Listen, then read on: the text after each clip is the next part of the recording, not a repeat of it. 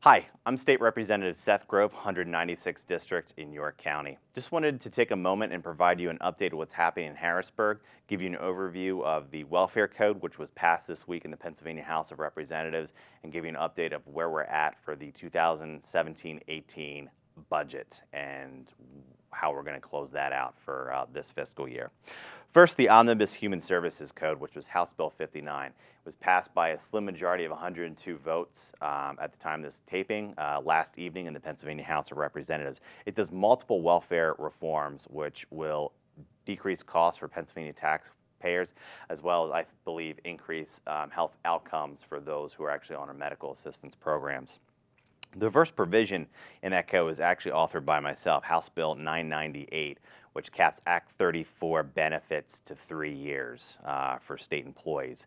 It's based on an average savings of $2 million a year, and it's something I work with Governor Wolf on to bring this common sense reform to Harrisburg. House Bill 59 also requires the Department of Human Services to perform an efficiency evaluation on all their programs to ensure we're utilizing taxpayers' dollars as efficiently as possible within our medical assistance, TANF, and SNAP programs. Hopefully, we should be able to see some savings out of that efficiency report. It creates a pilot program modeled after Senate Bill 600 by Senator Scott Martin to coordinate care on selected region of Pennsylvania to help reduce costs moving forward. So after a year, hopefully we get a good report back that we continue to save dollars and provide better health care outcomes for those on medical assistance. It requires individuals who enroll in medical assistance to remain with their same managed care organization for a year. Currently, individuals can move between managed care organizations as much as they want. That doesn't provide continuity of care and increases costs because of administrative costs of switching and enrolling individuals back and forth between managed care organizations. This will provide better health care outcomes and actually save the Commonwealth up to $100 million by this single provision. It requires the governor to institute reasonable and meaningful work requirements and limits on non-essential benefits for those on medical assistance, also known as Medicaid. Earlier this year, I authored House Bill 1407 to establish work requirements in the Commonwealth. It's the first time this reform has been ever introduced in the General Assembly. I'm very happy that this provision was part of the Omnibus Human Services Code to promote work within our medical assistance program, and we know for a fact that when individuals are working, they have better health outcomes, and will also grow our economy and provide more revenue into the Commonwealth moving forward. This can save up to $1 billion over the next 5 years to the Commonwealth, as well as increase our revenues and provide, obviously, better health outcomes for those on medical assistance. It requires the Department of Human Services to apply for a waiver if they continue to overspend their dollars that we budget. For the past few years, the Department of Human Services have had overspending of $200 million. This last fiscal year, and 2 years ago, $600 million. By requiring them to get a waiver to reduce their costs instead of continue to increase costs, we can save taxpayers between $200 and $800 million. And normally how Human Services saves money is through providing better health outcomes for those. So looking at actually helping those they're trying to serve in a much more effective and efficient way. The Department of Human Services has to provide a waiver for substance abuse services. Currently it's capped at 15 days.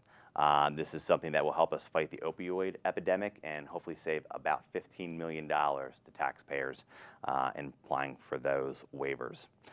Big controversial part of this is called the P35 programs. It's also called, quote, the loophole kids. Currently, Pennsylvania is the only state that does not have premiums for medical assistance for high-income households with children who qualify for medical assistance. Current law allows Department of Human Services to apply for a premium for any family making over 200% of the federal poverty level. For families of 4, that's about $48,000. This change provision would increase that to 1,000% of the federal poverty level, or for a family of 4, you need to make over $239,000 a year for this to apply to. And instead of any random premium, premiums would be capped at those under the Children's Health Insurance Program, or CHIP.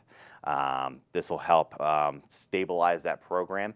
As we all know, the federal government at some point will be reducing costs, reducing funding to states under Medicaid. It's already under current law. The Affordable Care Act already cuts funding to states. We had a $199 million cut this fiscal year, and we'll continue to see the reduction of federal dollars moving forward. So those are the big reforms within the Human Services Code that were passed. I think they're common sense reforms that respect taxpayers, as well as try to provide the best healthcare outcomes as we can to those most vulnerable. Total savings are hundreds of millions of dollars to taxpayers, and ideally the job is to provide better healthcare outcomes. I also had another bill, the Office of Independent Medical Assistance Director, passed by 111 votes last week. I've done taping on that bill before, so that's another great reform to rein in government spending, as well as obviously the goal is to provide better health outcomes for our most vulnerable. Budget update. The House took action early this year. We passed a general appropriations bill on April 4th. 3 months later, the Senate finally amended that bill and sent it back over to us on June 30th. Between those dates, the House passed gaming and liquor, as well as put on the table over $1 billion in non-tax revenue to balance this fiscal year's budget. The House has been in the forefront of trying to reduce costs. We embedded a lot of the governor's ideas in cost savings and merging departments within our budget to try to build more efficiencies and cost savings. Unfortunately, this past Monday, our House Republican leader, Dave Reed, went to the governor with the last best offer and actually put a tax on the table for basic television to bring in $200 to $300 million in tax revenue to the Commonwealth. The governor rejected this offer. That's unfortunate that the governor can't work in a bipartisan fashion when we've been trying to work for months to solve this budget impasse that we've been having. Currently, we're at 6-hour call. We passed the Welfare Code bill last night. The Senate is currently sitting on the Fiscal Code, which are important budget bills. The governor decided to sign the 2017-18, or not sign the 2017-18 budget into law. Instead, he decided not to sign and allow it become law, which means that budget is out of balance. The sad part is the governor has direct statutory requirement to ensure that that budget is balanced before he signs it into law. By law, he should have done a line item veto to make sure the revenues meet the expenditures. We will continue to work with the governor and the Senate to try to find a amenable solution to our current budget process. The Senate is also at 6-hour call, so hopefully the reprieve will allow cooler heads to prevail and they can come back together and find a pro-taxpayer friendly solution to solving the budget problem. Overview of what we were able to accomplish in the House this spring session. We were able to pass a responsible budget. We were able to get pension reform signed into law by the governor, which is going to be a huge cost saver to Pennsylvanians moving forward. We were able to pass debt reduction over to the Senate. We were able to do Medicaid reform to the Senate, and we were able to pass work requirements on to the Senate. So we've had a very busy spring of trying to address the cost drivers of this Commonwealth and be as fiscally responsible as we can to make sure we can protect the most vulnerable here in Pennsylvania while respecting the taxpayers who foot the bill.